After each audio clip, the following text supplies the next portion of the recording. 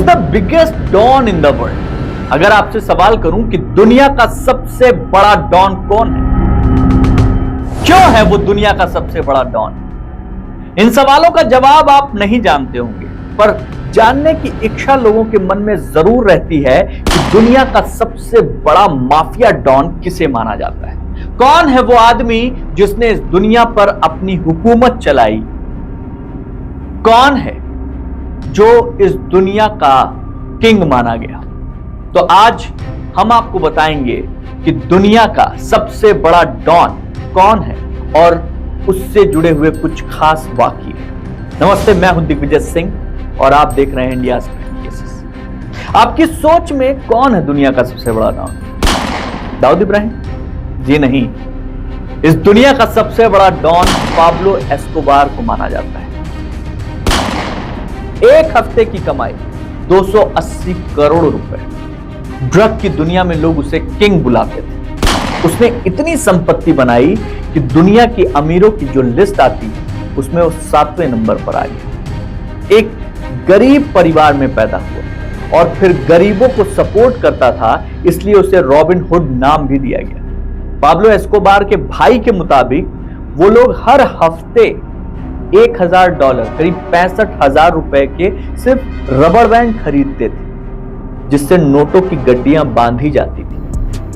Pablo Escobar जो था वो अमेरिका में कोकेन सप्लाई करने के लिए हवाई जहाज के जो टायर होते थे उसमें वो कोकेन बांध कर भेजता था। एक बार जब पुलिस से बचकर वो कहीं छिपा हुआ था तो उसकी बेटी को ठंड लग रही थी और उस ठंड से बचने के लिए उसके पास कुछ नहीं था सिवाय नोट के, तो उसने 14 करोड़ रुपए जला दिए। आपको बताएं कि पाब्लो का जन्म जो है बहुत गरीब घर में हुआ था। आबेल डी जीसस एस्कोबार, ये उनके पिता का नाम था। करीब 6 बच्चे थे उनके माता पिता के। 6 बच्चों में से एक थे पाब्लो एस्कोबार।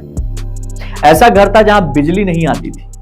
पाब्लो एस्कोबार का भाई पाब्लो एस्कोबार वो स्कूल जाते थे तो उनको स्कूल से बाहर भेज दिया जाता था। कभी जूते नहीं है तो कभी फीस नहीं जमा है, कभी कुछ है। बड़ी मुश्किल से एस्कोबार ने ग्रेजुएशन तक की पढ़ाई की, लेकिन फीस जमा ना होने की वजह से उनको पढ़ाई बीच में छोड़नी पड़ी। पाब्लो एस्कोबार का झुकाव यहीं से अपराध की तरफ हुआ। पहले ये कब्रिस्तान के पत्थरों की तस्करी करने लगा। एस्कोबार उसके बाद धीरे धीरे हर वो अपराध करने लगा जिससे उसको पैसा मिलता था। किडनैप करना, धांधली करना, चोरी करना, गाड़ी चुराना, सब कुछ। जब 20 साल का था वो, तो 20 साल के उसमें उम्र में उसने ड्रग्स की दुनिया में अपना कदम रखा और 22 साल की उम्र में वो करोड़पति बन चुका था, सिर्फ 2 साल के अंदर। वहां पे एक तस्कर था अल्वारो प्रेटो, उसके यहां वो काम करता था और ऐसा माना जाता है, ऐसा कहा जाता है कि अल्वारो प्रेटो को पाब्लो एस्कोबार ने मरवाया और मारकर वो ड्रग्स का बेताज बादशाह बना। पाब्लो ने कोकीन के क्षेत्र में जब पांव पसारना शुरू किया, उस समय अमेरिका में कोकीन की मांग आसमान छू रही थी। मतलब एक अनुमान लगाया जाता है कि उस समय करीब 70 से 80 टन कोकीन कोलंबिया से अमेरिका हर महीने लाई जाती थी। और इस बिजनेस से पाब्लो एस्कोबार ने इतना पैसा कमाया कि पूछिए मत। और उस दौर में कैश में लेन देन होता था। एक समय ऐसा भी आया जब पाब्लो के पास पैसा रखने की जगह नहीं आई, मतलब जगह ही नहीं बची, तो उसने पैसे को जमीन में गाड़ना शुरू कर दिया। लाखों करोड़ों रुपए तो उसके चूहे कुतर गए। 2 दिसंबर 1993 ये वो दिन था जब एनकाउंटर में पाब्लो एस्कोबार को मारा गया। एक अनुमान लगाया जाता है कि उसने अपनी पूरी जिंदगी में करीब 4000 लोगों को मरवाया था।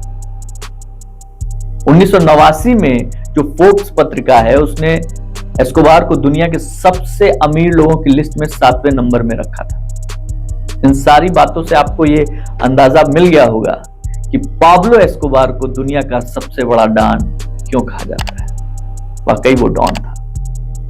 तो आज बस इतना ही। सतर्क रहिए, सुरक्षित रहिए। जय हिंद।